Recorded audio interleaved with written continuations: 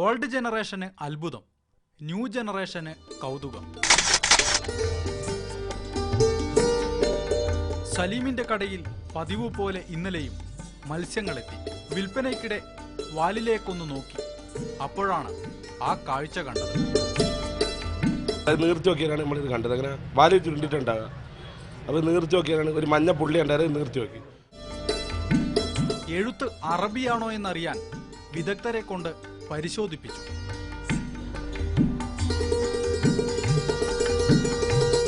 ഇപ്പോൾ ഇത് ശരിക്കും യാ അല്ലാ എന്ന അറബിയിൽ വായിക്കാം. അറബിയിൽ ഇത് യാസീൻ, ഇത് മാഷാ അല്ലാ, ഇത് ബിസ്മില്ല വായിക്കാം.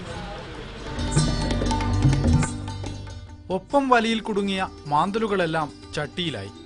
5 മീനുകളെയും ഫിഷറീസ് വകുപ്പ് ഏറ്റെടുക്കുകയാണ്. ഷമീർ മച്ചിങ്ങലിനൊപ്പം നിഷാന്ത്, മാതൃഭൂമി ന്യൂസ്, വയനാട്.